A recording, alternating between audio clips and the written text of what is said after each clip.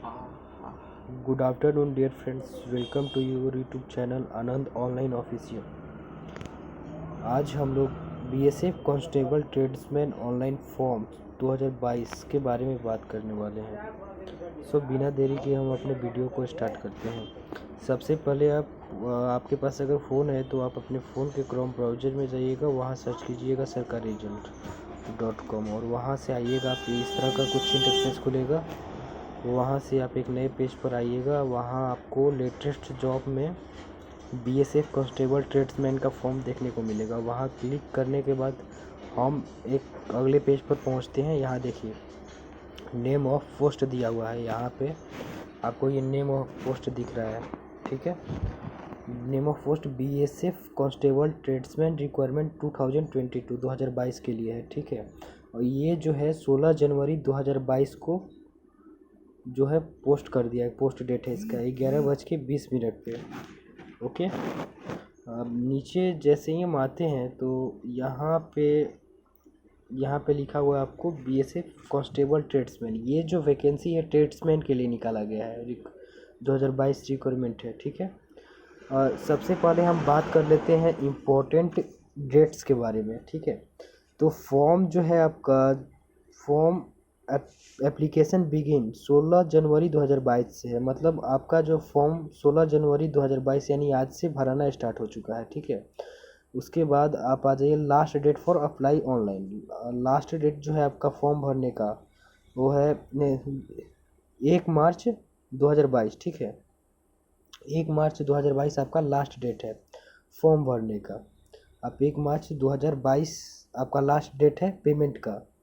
Payment और form दोनों का लास्ट डेट एक ही है। आपको यहाँ पे एग्ज़ाम डेट दे दिया गया है। एग्ज़ाम डेट यहाँ आपको देखने को मिल रहा है 6/3/2022, ठीक है। 6 मार्च 2022 को आपका एग्ज़ाम हुआ है इसमें, ठीक है। एग्ज़ाम डेट दिया हुआ है। वहीं हम बात कर लें एप्लीकेशन फ़ी का, तो एप्लीकेशन फ़ी में जनरल ओबीसी और ईडब्ल्यूएस वालों के लिए जो है 100 रुपया है, ठीक है। और एससी/एसटी पीएच कैंडिडेट के लिए 0 रुपया है। मतलब उनका कोई फ़ी नहीं लगेगा। पेमेंट मोड है थ्रू डेबिट कार्ड। किसी भी बैंक से आप पेमेंट कर सकते हैं, फॉर यूपीआई पे होगा या नेट बैंकिंग, किसी भी मोड से आप पेमेंट कर सकते हैं। वहीं हम नीचे की तरफ थोड़ा सा स्क्रॉल करते हुए आते तो यहाँ देखने को हमें मिलता है एज लिमिट के बारे में, ठीक है। Age limit age on 1/8/2021। देखिए यहाँ मिनिमम एज जो है 18 साल दिया गया है और मैक्सिमम एज जो है 23 साल दिया गया है। मतलब बंदे का मिनिमम एज जो है 18 साल होना चाहिए और मैक्सिमम एज जो है 23 साल होना चाहिए। उसके बाद आपको यहाँ पे एज रिलैक्सेशन भी दिया गया है। एज रिलैक्सेशन एक्स्ट्रा एज पर बीएसएफ रिक्वायरमेंट 2022 रूल। मतलब जो रिक्वायरमेंट निकला है ट्रेड्समैन का उसके रूल के मुताबिक आपको जो है एज रिलैक्सेशन इसमें दिया जाएगा। थोड़ा सा नीचे जैसे ही हम आते हैं यहाँ पे देखने को हमें मिलता है वैकेंसी डिटेल। टोटल पोस्ट जो है इसमें 2788 पोस्ट है। इसमें दो पोस्ट पे वैकेंसीज होने वाली है। बीएसएफ कांस्टेबल ट्रेड्समैन मेल और फीमेल दोनों के लिए सीट जो है बांटा गया है। तो बीएसएफ कांस्टेबल ट्रेड्समैन मेल के लिए जो सीट है 2651 सीट है, यहाँ आपको देखने को मिल रहा है। बीएसएफ कांस्टेबल ट्रेड्समैन फीमेल के लिए जो सीट है 137 सीटें हैं। और यहाँ पे जो है एलिजिबिलिटी जो दिया गया है 10th का क्लास जो है पास होना चाहिए with ITI certificate in related trades और 2 year experience in related trades. मतलब आईटीआई सर्टिफिकेट आपके पास होना चाहिए, ठीक है। आप जिस भी ट्रेड से किए होंगे आईटीआई, उसके बाद 2 साल का वर्क एक्सपीरियंस चाहिए। मतलब एक वर्क एक्सपीरियंस सर्टिफिकेट चाहिए, या फिर आपके पास डिप्लोमा है तो उसमें आपको 2 साल का वर्क एक्सपीरियंस चाहिए, ठीक है। उसके बाद थोड़ा सा हम जैसे स्क्रॉल करते हुए नीचे जाते हैं तो हमें देखने को मिलता है यहाँ पे एलिजिबिलिटी क्राइटेरिया, ठीक है। जो है फिजिकल एलिजिबिलिटी है वो सभी चीज़ें। तो देखिए यहाँ हाइट जो है यूआर ओबीसी और ईडब्ल्यूएस वालों के लिए जो है 167.5 सेंटीमीटर है। वहीं फीमेल कैटेगरी के लिए जो है 157 सेंटीमीटर से। वहीं हाइट एसटी कैटेगरी वालों के लिए 162.5 सेंटीमीटर दिया हुआ है और वहीं फीमेल कैटेगरी वालों के लिए जो है 150 सेंटीमीटर दिया गया है। यहाँ चेस्ट जो है यूआर, ओबीसी और ईडब्ल्यूएस कैटेगरी वालों के लिए 78 से 83 सेंटीमीटर दिया गया है, जो कि फीमेल के लिए चेस्ट रिक्वायर्ड नहीं है।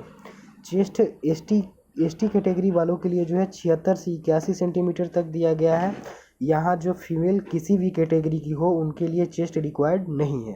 ठीक है, अब आगे हम बढ़ते हैं तो यहाँ देखते हैं BSF tradesman constable requirement 2022 trades wise vacancy, मतलब वैकेंसी को जो है कैटेगरी वाइज बांटा गया है, मेल फीमेल करके कैटेगरी वाइज बांटा गया है। तो वैकेंसी जो है आपकी सबसे पहली वैकेंसी जो है इसमें देखने को मिल रहा है सिटी कॉबलर का जो है मेल के लिए, जो मेल यूआर कैटेगरी के हैं उनके लिए 40 पोस्ट है। ईडब्ल्यूएस के लिए जो है 7 पोस्ट है, यहाँ आपको देखने को मिल रहा है। ठीक है, वहीं ओबीसी के लिए जो है 19 पोस्ट है, एससी के लिए जो है 15 पोस्ट है, एसटी के लिए 7 पोस्ट है। टोटल इसमें जो है मेल के लिए 88 पोस्ट है। वहीं फीमेल कैटेगरी की अगर बात करें हम सिटी कॉबलर में, तो यहाँ यूआर कैटेगरी के लिए 3 पोस्ट है, ईडब्ल्यूएस के लिए कोई सीट नहीं है, ओबीसी के लिए कोई सीट नहीं है, एससी के लिए भी कोई सीट नहीं है, एसटी के लिए भी नहीं है। यहाँ टोटल सीटें जो है फीमेल के लिए 3 है, जो कि यूआर कैटेगरी के लिए है। ठीक है, और फिर यहाँ सिटी टेलर के लिए मेल कैटेगरी में 25 सीटें हैं, यूआर के लिए 25 सीटें हैं, ईडब्ल्यूएस के लिए 2 सीटें, ओबीसी के लिए 11 सीटें हैं, एससी के लिए 7 सीटें हैं और एसटी के लिए 2 सीटें हैं। टोटल इसमें 47 सीटें हैं। ठीक है, फीमेल के लिए वहीं बात कर लें तो फीमेल के लिए केवल यूआर कैटेगरी में है सीटें 2 सीटें हैं, और यहाँ टोटल सीटें 2 हैं। सिटी कुक के लिए बात कर लें तो मेल कैटेगरी के लिए 380 सीटें हैं, 89 सीटें ईडब्ल्यूएस के लिए, ओबीसी के लिए 208 सीटें हैं, एससी के लिए जो है 144 सीटें और एसटी के लिए 76 सीटें हैं। वहीं फीमेल कैटेगरी वालों की बात कर लें तो यूआर में जो है सिटी कुक के लिए 26 सीटें हैं, ईडब्ल्यूएस में 2 सीट है, ओबीसी में 11 सीट है, एससी में 6 सीट है, एसटी में 2 सीट है और यहाँ टोटल सीटें 47 हैं। सिटी डब्ल्यू/सी की बात कर लेते हैं तो मेल कैटेगरी के लिए 213 सीटें यहाँ पे आपको देखने को मिल रहा होगा, और ईडब्ल्यूएस के लिए 48 सीट है, ओबीसी के लिए 123 सीट है, एससी के लिए 83 सीटें हैं और एसटी के लिए 43 सीटें, टोटल यहाँ 510 सीटें हैं। वहीं फीमेल कैटेगरी की अगर बात कर लें एसटी डब्ल्यू/सी के लिए, तो यूआर कैटेगरी के लिए 19 सीटें हैं, ईडब्ल्यूएस के लिए कोई सीट नहीं है, ओबीसी के लिए 5 सीटें हैं, एससी के लिए 2 सीट है, एसटी के लिए 1 सीटें हैं, यहाँ टोटल 27 सीटें हैं।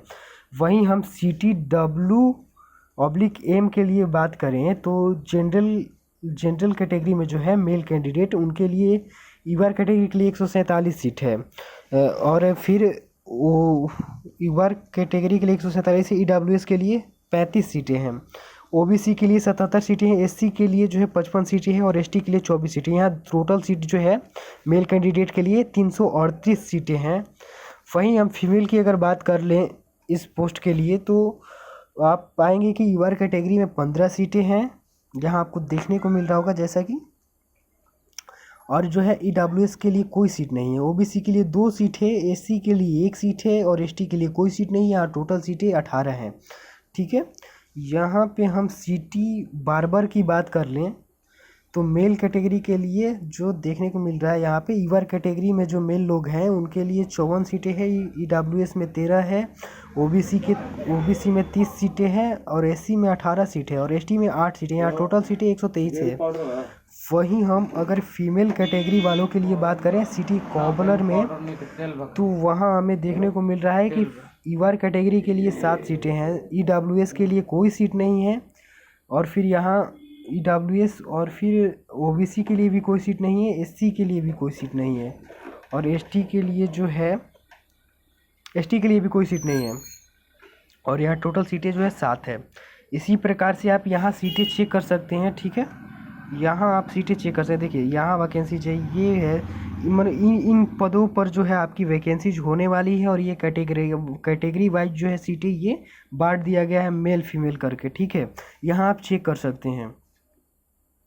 थोड़ा सा नीचे स्क्रॉल करते हुए अगर हम जानते हैं तो यहाँ पे देखते हैं जो है बीएसएफ कांस्टेबल रिक्वायरमेंट जो निकला है 2022, उसके लिए क्या क्या डॉक्यूमेंट हमें कैरी करना है। आप जब कैफ़े में जाइएगा फॉर्म ऑनलाइन करवाने के लिए तो आपको क्या क्या डॉक्यूमेंट ले जाना है वहाँ पे, ये देखते हैं। ठीक है, यहाँ देखिए स्कैन डॉक्यूमेंट, यहाँ पे आपको दिख रहा है स्कैन डॉक्यूमेंट। ठीक है, यहाँ आपको फ़ोटो कैरी करना है, फ़ोटो लेना है, signature, birth certificate, qualification certificate. मतलब क्वालिफ़िकेशन सर्टिफिकेट का मतलब ये है कि आपको 10th का मार्कशीट चाहिए और उसका सर्टिफिकेट जो मिलता है। ठीक है, और बर्थ सर्टिफिकेट में आप 10th का मार्कशीट दे सकते हैं, चलेगा। प्रोफेशनल सर्टिफिकेट मतलब जो आईटीआई में जो आपका ट्रेड है वो किस ट्रेड से थे आपका, उसका सर्टिफिकेट चाहिए।